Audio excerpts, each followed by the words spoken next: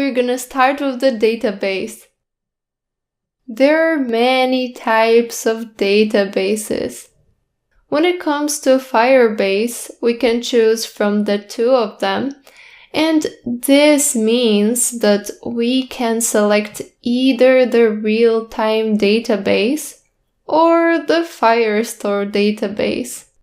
We are gonna use the Firestore database as it features richer, faster queries and it scales further than the real-time database. And it will be more than enough for us to use it in our project. Let's start by clicking on the Firestore database and let's click on Create. Then we can choose between the production mode and the test mode.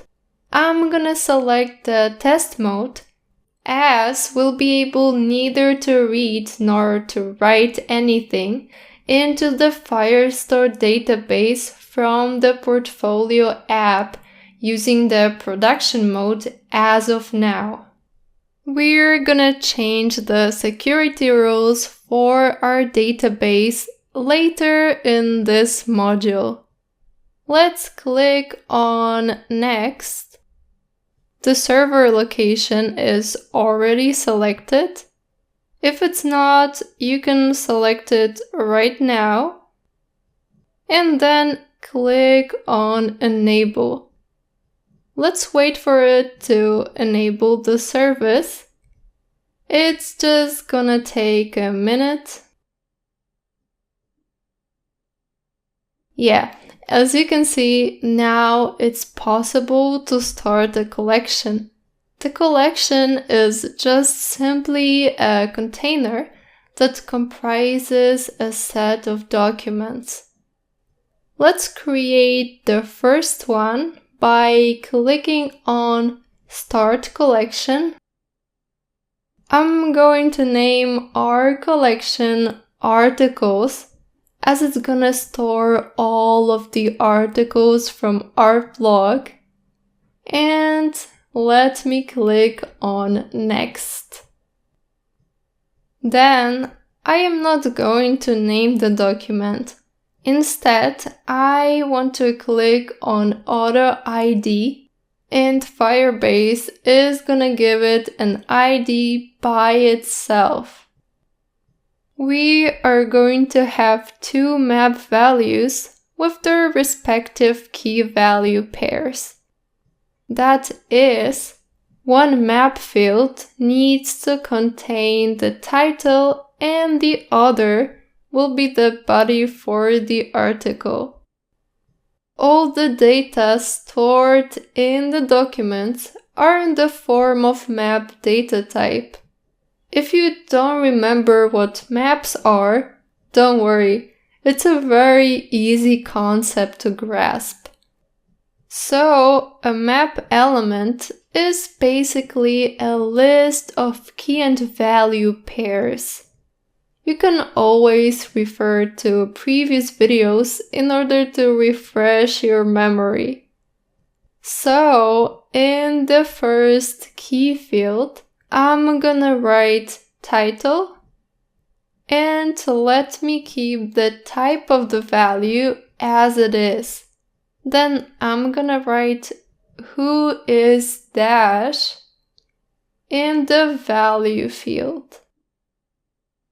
Let's go ahead and add a new field now and write body.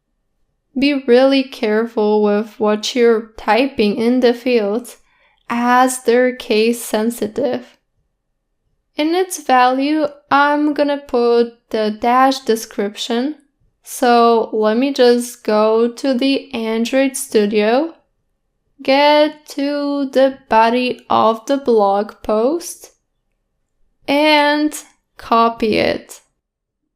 Then let me paste it here, and finally I can press the save button.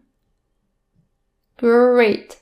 So you can see that we have our first document in the articles, and the document has its body and the title that is placed at the very bottom. It was really easy to do, wasn't it? Let's go ahead then and create another article. We need to start by clicking on Add Document this time, and then on Auto ID.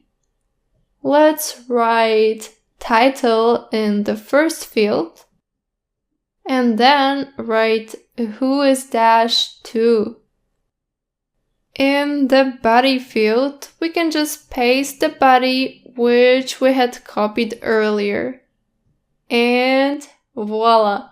You can see that now we have 2 documents with their blog articles. Notice that it's also possible to create a collection inside the document by clicking here. If you require a more complex form of database.